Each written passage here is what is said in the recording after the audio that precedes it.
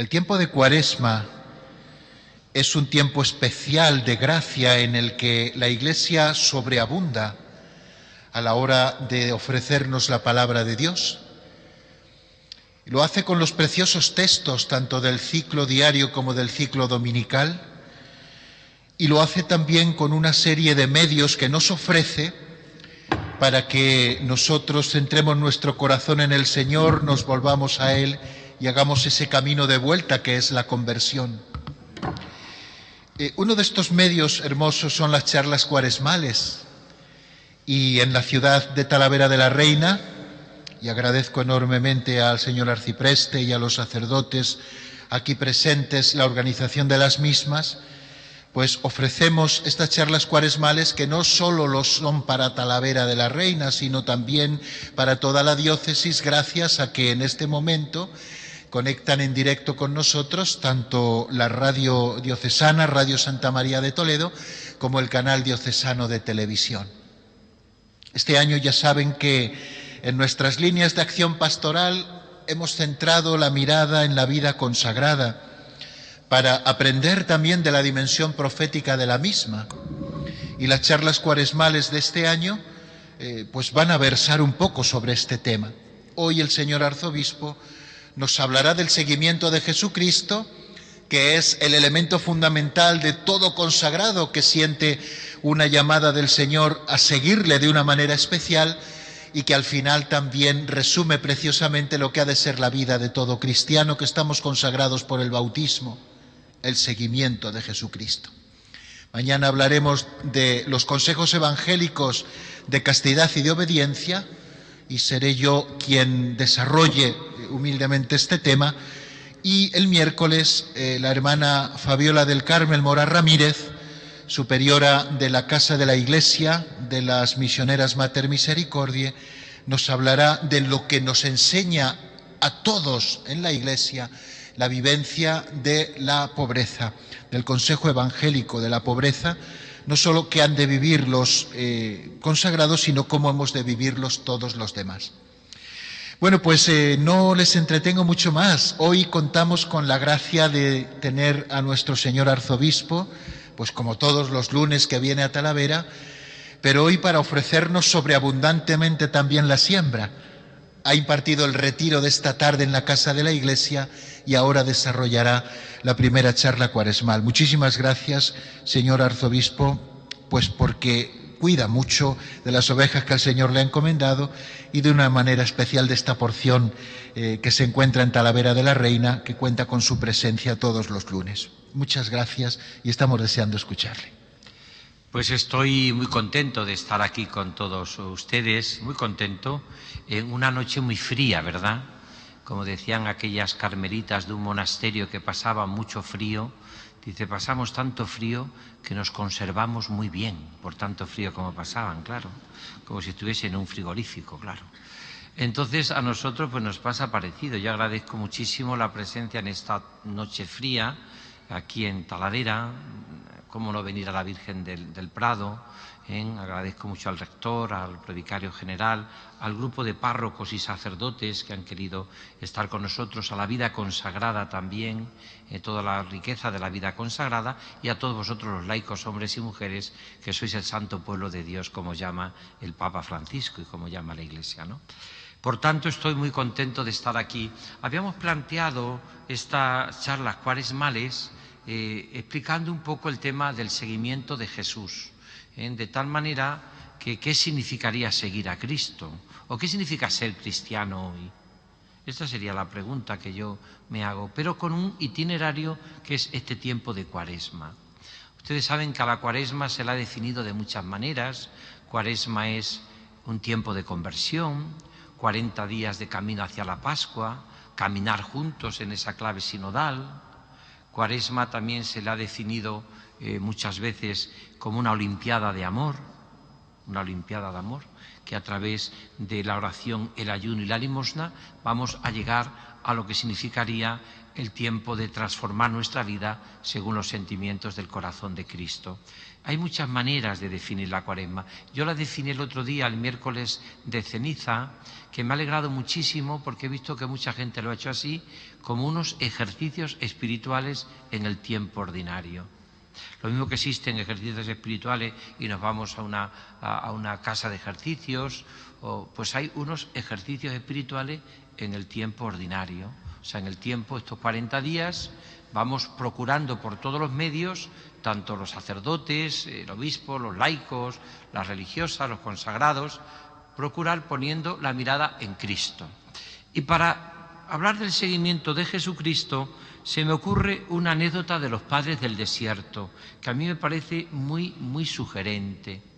Le preguntaba, y además también como estamos en el año de la vida consagrada, le preguntaba un padre del desierto joven a otro con canas y con mucha experiencia, ¿por qué viene tanta gente al desierto, a la oración, a la vida consagrada, y perseveran pocos, y se cansan, y se quedan por los caminos? Y este padre del desierto con canas y experiencia dijo, mira, con esto ocurre como con un día de cacería. Salen 30, 40 galgos al campo a cazar y todos van corriendo buscando la liebre, buscando la presa. De pronto salta una liebre. Si lo viésemos nosotros desde un montículo, probablemente todos están corriendo de una manera como muy, decíamos, muy despistada. Pero de pronto la liebre ha sido vista por un galgo que se encamina directamente hacia la presa. Y ese ya como da un caminar hacia la presa, podemos ver el espectáculo desde un monte que 60 o 70 galgos corren detrás de una minúscula liebre. Y pregunta este padre del desierto con canas y experiencia, ¿quién llega hasta el final? ¿Quién llega a la presa? ¿Quién acaba el recorrido? ¿Quién termina la carrera? Aquellos que corren no porque corren los demás, porque las liebres, los galgos que van corriendo, uno se agota y se queda en un camino, el otro no puede más, el otro de pronto se encuentra con que tiene que pararse en un árbol, el otro. Solamente llegan aquellos que ponen los ojos en el objetivo, aquellos que ponen los ojos, podríamos decir, en Cristo, aquellos que corren no porque corren los demás, no porque todos tenemos que correr, sino porque hay, en este caso, unos cuantos que han puesto y llegan hasta la presa, que han puesto los ojos en la liebre. Poned los ojos en Cristo. Eso es la conversión. De hecho, y eso es el seguimiento de Jesús. Porque, claro, el Papa Benedicto, cuando habla de eso, que no se comienza a ser cristiano con una definición o un planteamiento ético, sino con un encuentro con una persona que te cambia la vida, se refiere, por supuesto, a Jesús, pues es verdad que toda nuestra vida de seguimiento de Cristo comienza siempre con una mirada a Jesús. Y de hecho así dice San Juan, que es la conversión. El prólogo de San Juan dice que el Verbo estaba mirando al Padre. Convertirse es poner los ojos en Cristo. Por eso las tres claves de la Cuaresma es oración, ayuno y limosna. Orar, que significa sobre todo que cuando en nuestra vida vivimos una profunda vida de oración, acabamos descubriendo el objetivo que es Cristo. Orar para vivir. Es la oración la que nos ayuda a que nuestra vida tenga el color de la esperanza. Cuando no rezamos vivimos muchas veces en blanco y negro, ¿no? Es el ayuno el que nos hace ayunar de todo aquello que es pecado o sobre todo que no nos deja crecer. Y es la limosna, el compartir con los más necesitados. Los santos padres no llaman limosna, llaman misericordia. Es decir, es esa la clave, estas tres claves nos lanza precisamente a lo que significa el seguimiento de Jesús, ¿no? Oramos para por el ayuno tener hambre de Dios, eso es el ayuno, y por ese ayuno, esa hambre de Dios, lo hacemos para, mirando a Cristo, compartir nuestros bienes con los más necesitados, imitando así tu generosidad, como dice preciosamente un prefacio de Cuaresma. De tal manera que la mejor definición de lo que sería la Cuaresma sería podar A mí me encanta esta frase, podar. Una persona que no supiese de las viñas o de los olivos, sobre todo de viña, y viese cómo un viñador empieza a cortar allí la viña y empieza a podar, empieza a quitar, alguien diría, pero que la deja sin vida, que se está cargando esta cepa, que esto no va a tener vida, pero si la queda sin nada, se corta todo. Y uno que supiese dijese, es que tiene que hacerlo así, porque para que no se nos vaya la savia por las ramas, o no se nos vaya la vida por las ramas, necesitamos podar, cortar.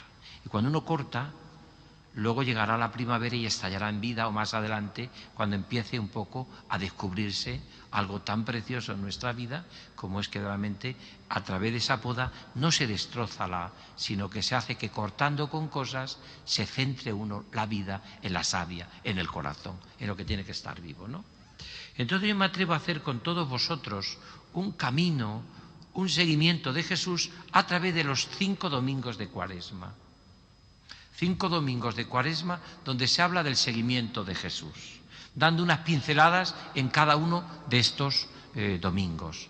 O sea, decir, porque la Iglesia nos propone un itinerario de conversión que es la Cuaresma y nos lo hace a través de cada domingo. Sabéis que el primer catecumenado que tiene la Iglesia es la Cuaresma.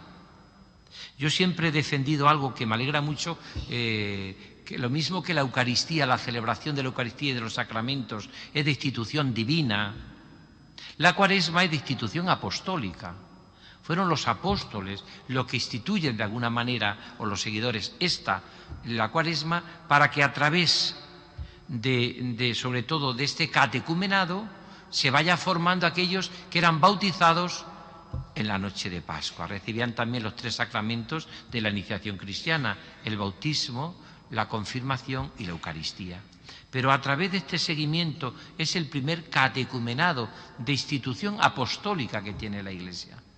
Es a través de cada catequesis, que vamos ahora a explicar, para terminar más o menos dentro de un rato, tampoco vamos a hacerlo demasiado largo, terminamos un poco explicando lo que es este seguimiento de Jesús, que luego mañana don Raúl y después la hermana Fabiola pues explicarán, aplicado también a nuestra vida cristiana, aunque hablen de los consejos evangélicos, porque estamos en el año de la vida consagrada.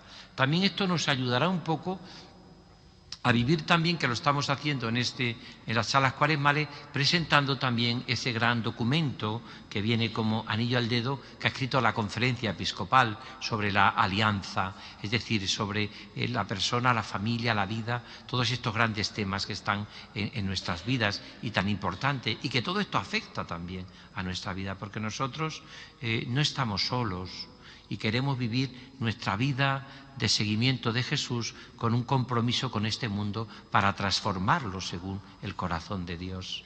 Esa es la vida, como define el Concilio Vaticano II, la vocación de los laicos, transformar el mundo según el corazón de Dios. Y en este sentido podemos decir que a mí me interesa todo lo que ocurre en la humanidad. La Iglesia es experta en humanidad. ¿Cómo nos va a interesar a nosotros los pobres, los que sufren la guerra de Ucrania, los problemas, el desprecio de la vida, leyes que a veces constantemente están, en cierta manera, totalmente contra la dignidad humana, ¿no? La Iglesia siempre ha sido experta en humanidad. Eso, la Iglesia es experta en humanidad. Hay una frase del fundador de los traperos de Emaús, el Ave Pierre, que decía: cada vez que yo llamo a Dios Padre, Él me pregunta ¿dónde están tus hermanos? Yo no puedo amar a Dios si prescindo de mis hermanos. Es más, la prueba de algodón de que uno siga a Cristo es si comparte su vida, sus sufrimientos, sus alegrías, sus esperanzas con la gente que Dios ha puesto en nuestro camino. Nosotros, los cristianos, nos interesa la vida, nos interesa la gente, amamos lo que Dios ha puesto en nuestro camino. No nos da igual nada, a mí no me da igual nada. Me interesa muchísimo todo. ¿Cómo no me va a interesar lo que dice San Juan? Tanto amó Dios este mundo, al mundo, que le ha entregado a su propio Hijo. Por tanto, somos objetos de ese amor y por eso os aconsejo que probablemente una de las cartas más importantes que ha escrito en estos años la Conferencia Episcopal, ¿no? Yo creo que está a la altura de Testigos del Dios Vivo que escribió hace muchos años. Esta carta que os aconsejo en clave de alianza, que leáis y que vamos a presentar y que estamos presentando, me parece que también recoge lo que está la espiritualidad de toda esta carta, que es en el fondo este documento de la Conferencia Episcopal de los Obispos, que en el fondo lo único que nos dicen es que tenemos que amar este mundo con el corazón de Dios y que no tenemos miedo, que tener ningún miedo ninguno a vivir lo que significa el seguimiento de Jesús. Ahora viene ya la pregunta, entonces, ¿qué es seguir a Jesús? ¿Qué es ser cristiano? Decía Romano Guardini, lo esencial del cristianismo es Cristo. Y perderse a Jesucristo es perderse lo mejor de la vida. Por eso el seguimiento de Cristo es lo que tiene que caracterizar nuestra vida. Y a todos los que estamos aquí, seamos religiosos, seamos consagrados en un instituto secular o en la Vírgenes consagradas, seamos laicos, seamos de una cofradía, seamos de un movimiento, seamos de parroquias, seamos de un santuario como este, en el fondo lo que tenemos que tratar de vivir. Entonces, ¿qué es seguir a Jesucristo? ¿Qué es un cristiano? Quizás lo explicamos mejor con nuestra propia vida. Muchas veces explicamos ser cristiano con nuestra propia vida más que con las palabras. Primero, ser cristiano es seguir a Cristo, pero en el seguimiento de Cristo vamos a ser tentados. Primera semana de Cuaresma. No existe seguimiento de Jesús si no somos tentados. Y las tres grandes tentaciones que tiene el corazón humano, las tiene Jesús en el desierto, en Getsemaní y en la cruz. Ahí está. Es más, cuando pasa cualquiera de estas tentaciones, dice que el texto del Evangelio que le dejó para otra oportunidad. La tentación es pecado. Es pecado. De hecho, no pedimos en el Padre Nuestro no tener tentaciones, sino no nos dejes caer en la tentación. Es más, lo explico muchas veces, la tentación suele ser el reguero que nos lleva a nuestros grandes tesoros. Somos tentados en nuestros tesoros, si no, no seríamos tentados nunca. Cuando Teresita del Niño Jesús, que decía que parecía que se dormía de frío en las noches de Lisieux, por lo tanto algo nos toca hoy en esta noche, dice ella que parecía que se dormía de frío, se moría de frío en las noches de Lisieux. Cuando Teresita del Niño Jesús dice que parece que tiene todas las tentaciones contra la fe del mundo, porque dice que no hay duda de fe que no se le ocurre a ella, no hay ninguna duda de fe que no se le ocurra a ella. Dice, parece que estoy sentada en la mesa de todos los ateos del mundo. ¿Por qué es sentada Teresita de Lisieux en su fe? Porque era su tesoro. Donde somos tentados es siempre en nuestros grandes tesoros. Dime, ¿cuál es tu tesoro? Es tu familia, serás tentado. Es tu vocación, serás tentada. Es tu oración, serás tentado. Es la Eucaristía, la misa, serás tentado para no ir a misa. Aunque todos sabemos que la peor misa es la que no vamos, por supuesto, y el peor rosario es el que nos rezamos, y la peor oración es la que no hacemos, claro.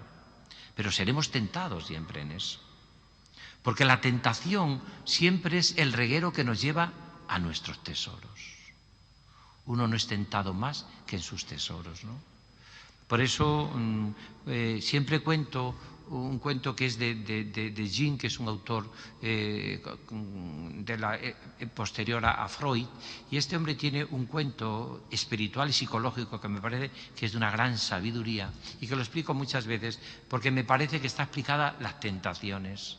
Dice este autor moderno que dice que había una vez en un pueblo, que había abajo del pueblo una gente que estaba atemorizada porque arriba en unas cuevas había unos perros rabiosos que tenían verdaderamente atemorizado a todo el pueblo. Cuenta este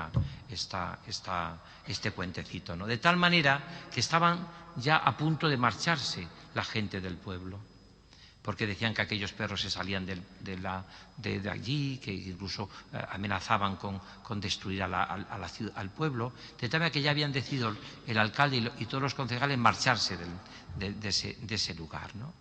Pero llegó un señor que sabía interpretar el lenguaje de los perros y hablar con ellos. Habló con ellos y bajó al alcalde y le contó, no, si es que lo que ocurre es que eso están custodiando el tesoro. ¿Y cuál es el tesoro del pueblo? Pues está aquí. Aquí están tesoros, están abundantes vetas de plata, de oro, y verás la cantidad. Nada más que venga el pueblo a recogerlo, desaparecerán los perros porque están custodiando tesoros, ¿no? Y en efecto, cuenta este cuento que subieron arriba al alcalde, lo vieron, metieron 4, 5 o 6 grandes trailers de camiones y se llevaron todos los tesoros y desaparecieron los perros, porque ya no tenían nada que custodiar y que guardar. Normalmente somos tentados, las tentaciones que aparecía el domingo ayer del Señor, es porque el tesoro de Jesús era cumplir la misión del Padre. La tentación es la tentación del tener, del poder y del éxito. Pero nuestras grandes tentaciones radican siempre también en que muchas veces somos tentados en lo que se nos va la vida. No somos tentados en lo que no nos importa, sino en lo que nos va la vida.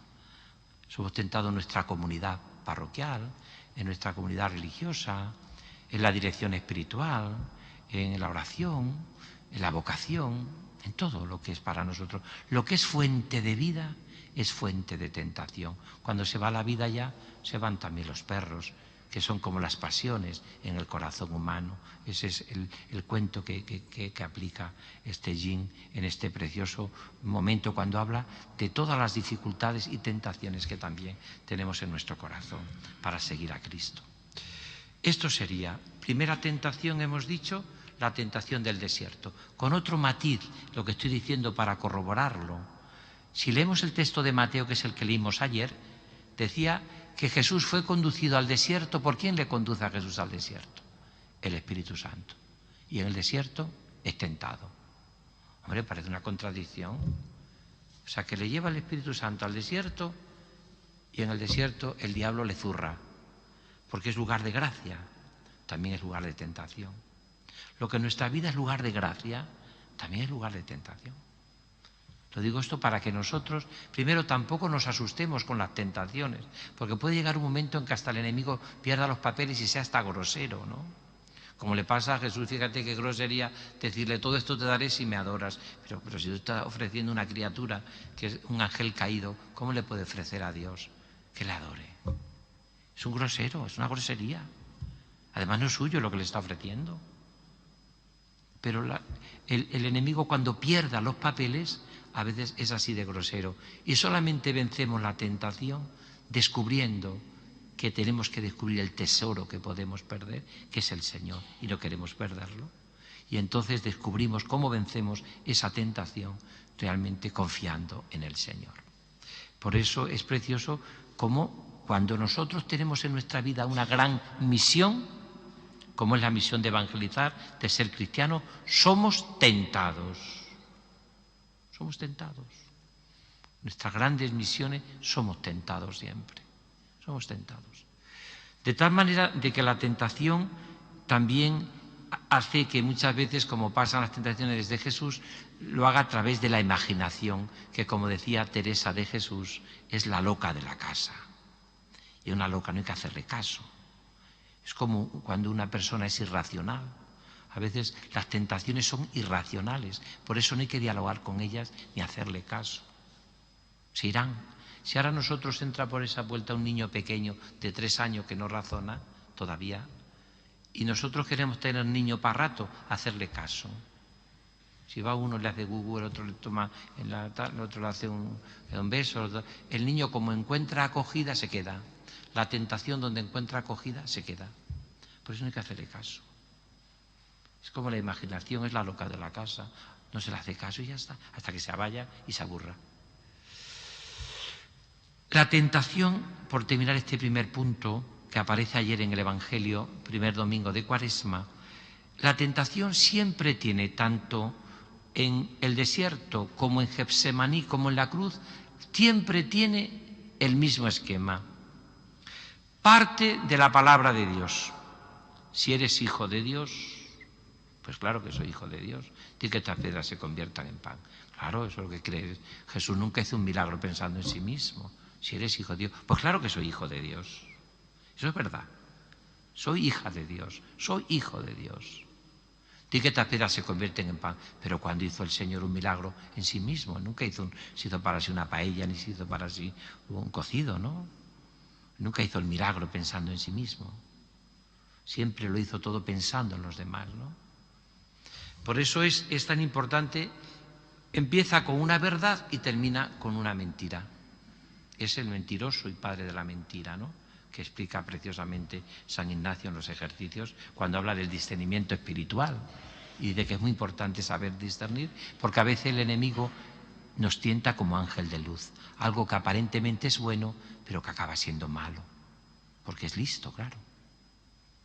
Por eso es importante que Jesús le remite a decir, le pone en su sitio, ¿no?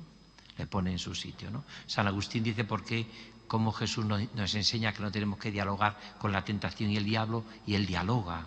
Pero explica muy bien San Agustín diciendo que es para dar ejemplo al cuerpo místico de Cristo, que somos nosotros la Iglesia, cómo tenemos que triunfar en todas nuestras tentaciones. Eso significa sencillamente, ¿no? Y la tentación de Gesemaní es la misma también. Si eres, en el fondo, es decir, en el fondo es partir de una verdad, pero que acaba siendo mentira. Bueno, pues en el fondo Gesemaní, la tentación del huerto de los olivos, que tanto le gustaba a Santa Teresa de Jesús este pasaje, y que iba muchas veces a Gesemaní, a la oración del huerto, en el fondo es la misma tentación, ¿no? Hombre, ¿por qué estás aquí? ¿No ves que el Padre te ha abandonado? En el fondo también es la tentación del corazón humano, ¿no? Si Dios te ama, ¿por qué permite el sufrimiento y la cruz y el dolor y tantos momentos complicados en tu vida, ¿no? A veces el tentador siempre trata de meternos en el corazón la mentira de que Dios no te quiere, de que Dios no te ama. ¿Y cómo vence Jesús la tentación en Gesemaní? Pues como siempre, no se haga, Padre, mi voluntad, sino la tuya. Con un remitirnos siempre a que la voluntad de Dios es salvífica. Y la tentación también que tiene Jesús, también, y que es preciosa explicada en el Calvario, es lo mismo, ¿no? En el fondo el Padre te ha abandonado. Dios mío, ¿por qué me has abandonado?, ¿no? Que es un salmo. Y que no es un salmo de abandono, es un salmo de confianza, aunque empiece con esas palabras que también oraban con esa frase los judíos cuando entraban en Auschwitz. Dios mío, ¿por qué me has abandonado? Pero que termina siendo un acto de confianza total y absoluta en la voluntad de Dios. Entonces viene ya, para sintetizar todo esto, y en el desierto, en Gesemaní y en la cruz, ¿quiénes son los tentadores? ¿Quién tienta en el desierto? El diablo, el que divide la obra de Dios. ¿Quién es el tentador en Gesemaní? La debilidad de la carne. El espíritu está pronto, pero la carne es débil. ¿Y cuál es la tentación en la cruz? El mundo. El mundo, la mundanidad. Si eres hijo de Dios, bájate de la cruz. La mentalidad del mundo, y creeremos. Y le tenemos que decir tantas veces a Jesús: gracias, Señor, por no haberte bajado de la cruz. Que hubiese sido de tantos millones de personas que no se pueden bajar de la cruz, que están cosidos a la cruz, que no frivolizan el dolor, que se han cosido a la cruz. Gracias, Señor, por no bajarte de la cruz. Los millones de personas que sufren en Ucrania, en la guerra, la vulnerabilidad de tantas personas, los conflictos, ¿no? Ahora, cuando hemos estado en Tierra Santa, una mañana cuando pasábamos después por allí, un coche arrolló a una familia de judíos ortodoxos y mató en el acto a 2 niños pequeños, ¿no? Tremendo, ¿verdad? Tremendo, tremendo. ¿Cómo se puede dar todavía eso, no? Pues el tentador es ese, el tentador el diablo es la debilidad de la carne, y el tentador es la mentalidad del mundo. Bájate de la cruz y creeremos. Que en el fondo es la tentación que tú también tienes y que tengo yo. ¿Y cómo termina Jesús saliendo de las 3 tentaciones? ¿Cómo tenemos que salir nosotros?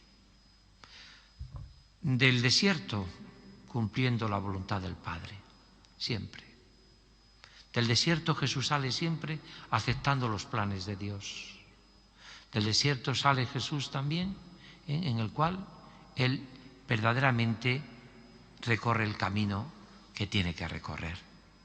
Y en Getsemaní, pues también, en el desierto no solo de pan vive el hombre, sino de toda palabra que sale de tu boca. Y en Getsemaní, viviendo esa plena voluntad al Padre, y sobre todo en la cruz, poniéndose en manos del Padre. A tus manos encomiendo mi espíritu. Que en el fondo dicen los exégetas, que en el fondo Jesús dice, los amó hasta el extremo. Por tanto, primera clave, seguir a Jesucristo es ser tentado. Ser tentado.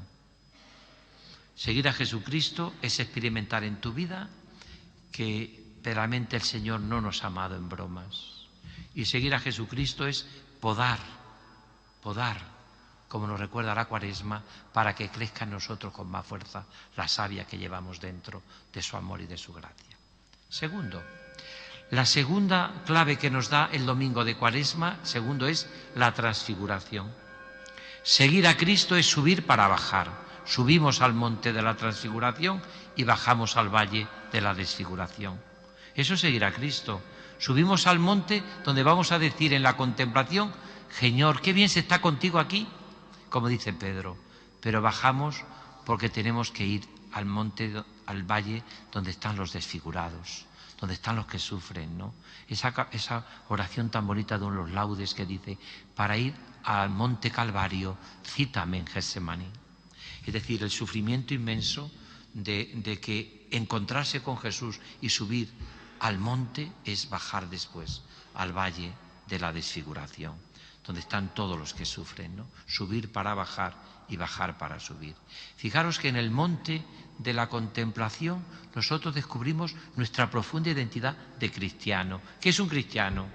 El que es el Hijo amado del Padre, en quien Dios se complace y que tu vida está determinada por la escucha de la palabra. Shema Israel, escucha. Eso está determinado en nuestra vida. O sea, tú eres hijo amado de Dios. Cuando yo bautizo a los niños, le digo muchas veces, le digo a su padre, ¿qué nombre habéis elegido para esta niña, para este niño? María, Pedro, Vanessa, tal. Pues esta niña y este niño se llama el amado de Dios. Es amado de Dios. Dios la ama. Es un hombre de pila, la amada de Dios, el amado de Dios, por el bautismo. Y que Dios se complace en ti. Casi siempre estamos todos convencidos de que si nos conociese la gente, nos despreciaría.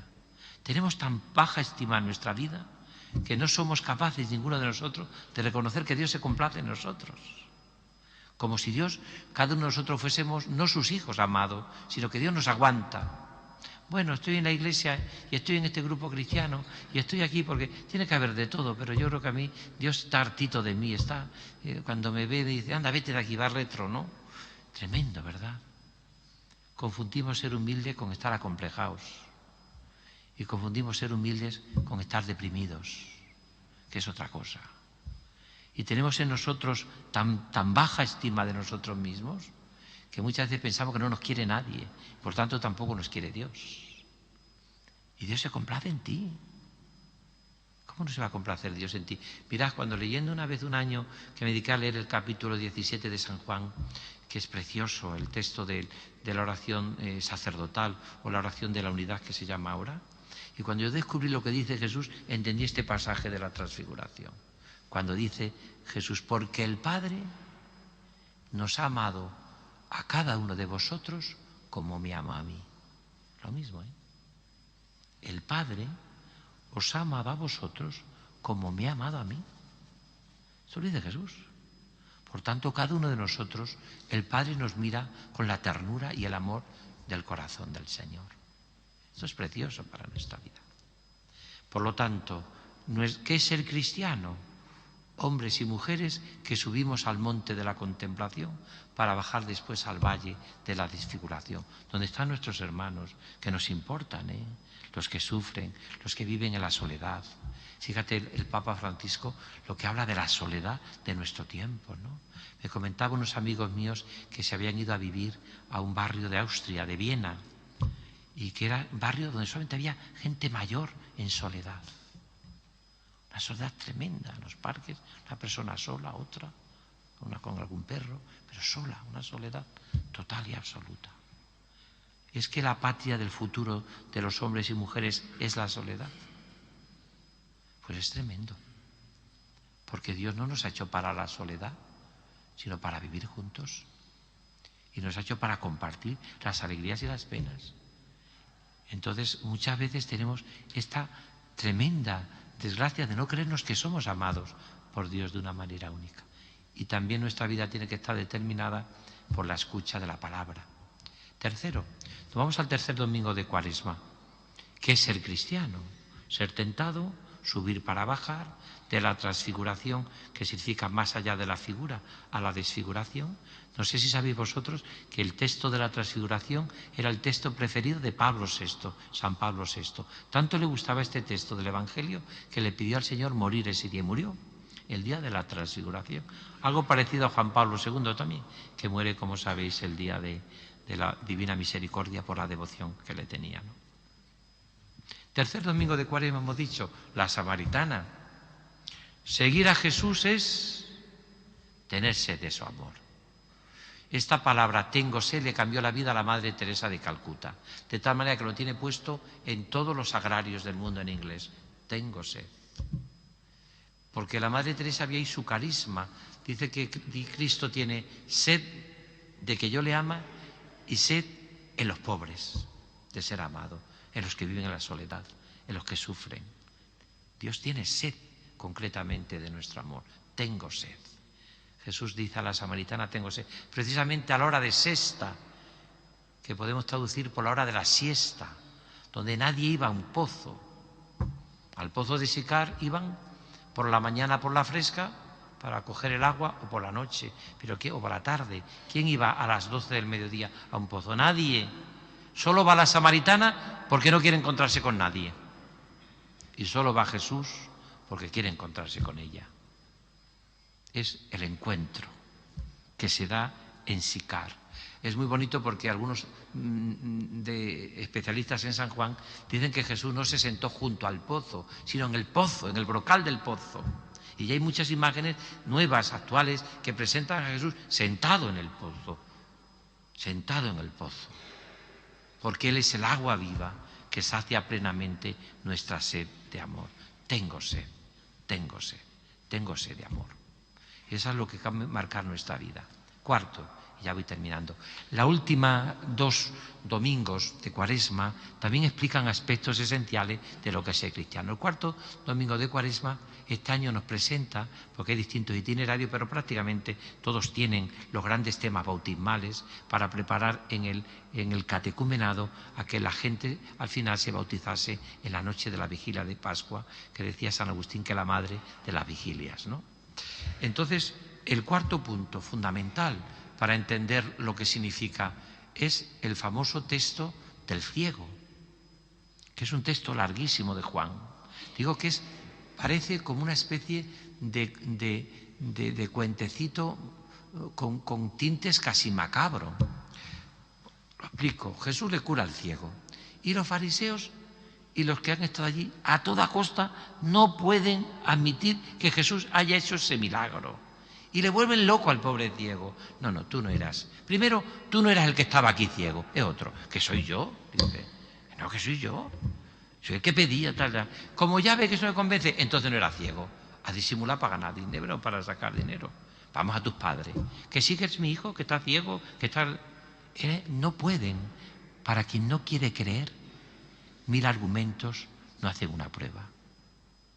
No podían ellos creer por nada del mundo que Cristo podía devolverle la vista. Y así le tienen al pobre interrogante, hasta que al final, como el pobre dice siempre, pues si yo estaba ciego y yo veo que contento estoy, lo echan de la sinagoga, lo expulsan.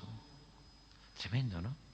Pero en el fondo, esta catequesis, que digo que tiene tintes realmente esperpentónicos, esta catequesis, que es preciosa, en el fondo es que ellos no son capaces de pensar que Jesucristo te puede dar la luz y puede devolverte de la ceguera a la luz de su amor. Eso es el ciego de nacimiento, que es un texto bellísimo, que es larguísimo. Estos textos que cuando lo lees el domingo, la mayoría de la gente se te sienta porque no se acaba de terminar, como la samaritana. Son textos muy largos que no estamos acostumbrados a leerlos tan largos en el Evangelio, ¿no?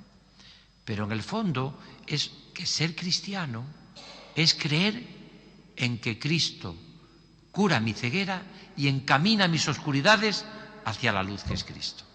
Eso es ser cristiano. Y el último pasaje que tenemos también del Evangelio y con el cual termina el último domingo de Cuaresma es, como sabéis, Betania. Este año es Betania. Juan 11, la casa de los amigos. Cuando vamos a Betania, a Tierra Santa, y subimos allí, los franciscanos tienen en el frontal lo que yo he llamado siempre la última cena de Jesús con sus amigos. Jesús está en el centro, le sirve María a los pies de Jesús, María de Betania, y está Lázaro, está Marta y sus amigos. Jesús celebra dos últimas cenas, la última cena con sus amigos en Betania, la última cena en el cenáculo con sus apóstoles. Y en los dos descubre su profundo amor. El amor que descubre en Betania es el descanso de su corazón. Pero en Betania, sobre todo, lo que descubre Jesús, que es precioso, es tres tipos de amor. El amor humilde de Lázaro, que se deja elegir. No sois vosotros, dice Juan 15:15, quienes me habéis elegido, sino que soy yo quien os he elegido a vosotros y os he destinado para que vayáis y deis fruto. Esta es la alegría de un cristiano, que Dios me ha elegido. Yo no le he metido ningún gol a Dios. Hermanas religiosas, hermanos sacerdotes, hermanos laicos, que no le hemos metido ningún gol a Dios, que hemos llegado porque Dios nos ha querido y nos quiere, de verdad.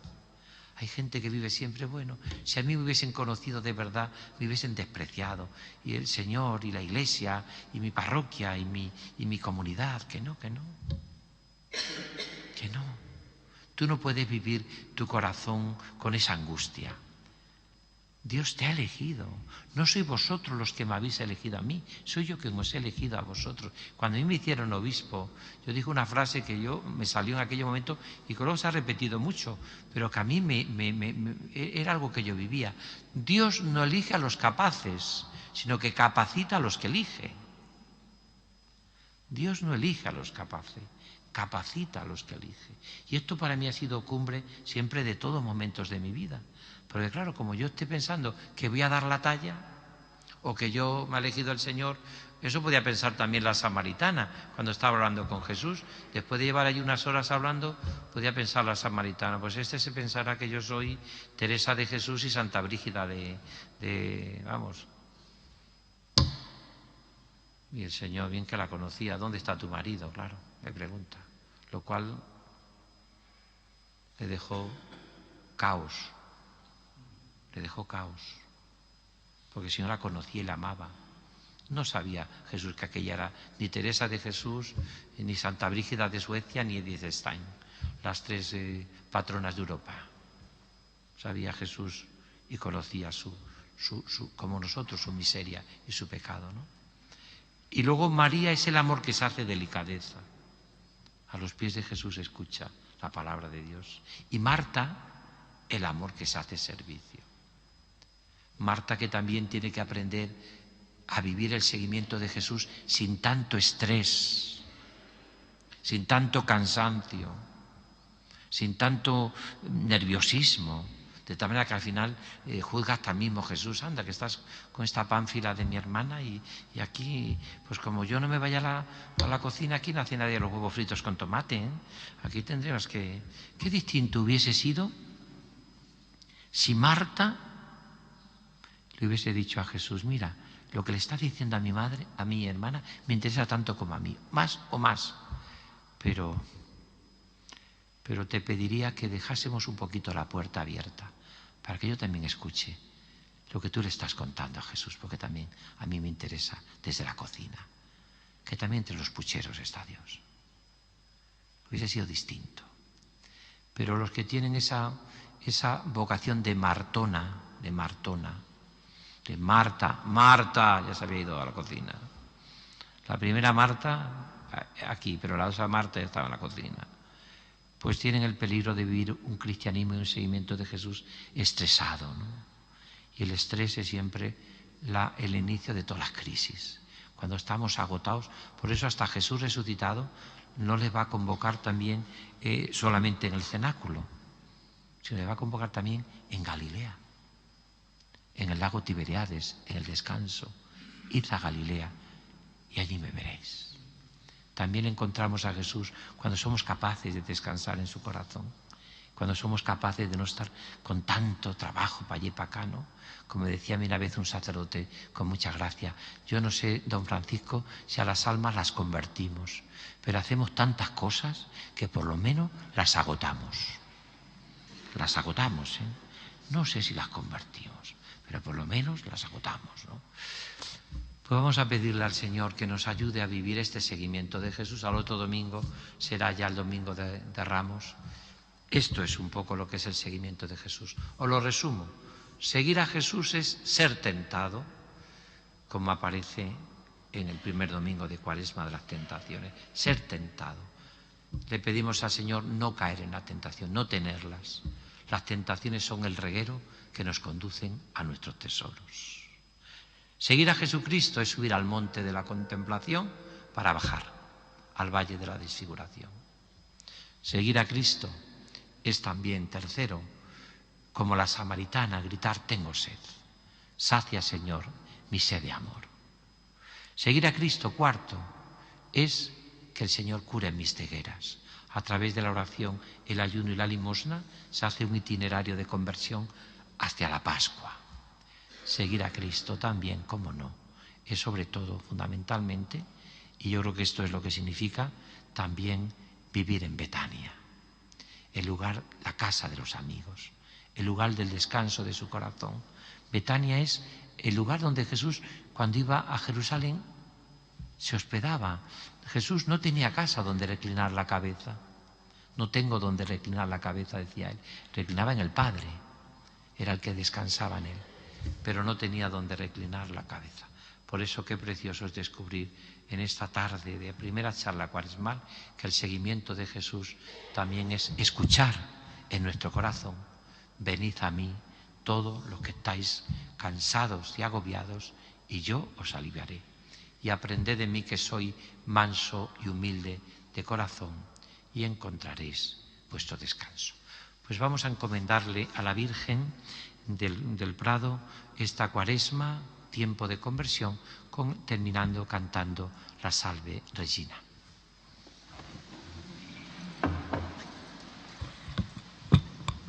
Salve Regina, Mater misericordiae, vita dulcedo, estes nostra salve.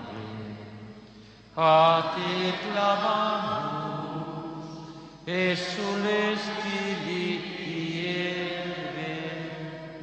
a te suspiramos, gementes estruentes, y la lágrima tumare. Ella ergo avocata nostra, y los tuos misericordes oculos hannos converte. Jesús, benedictum fructus ventris tuis, nobis possones ilium, os oh clemens, oh pia, oh dulcis Virgo María. Sagrado Corazón de Jesús, Inmaculado Corazón de María, San José. Hasta mañana, que escucharemos a don Raúl también a las 8:30.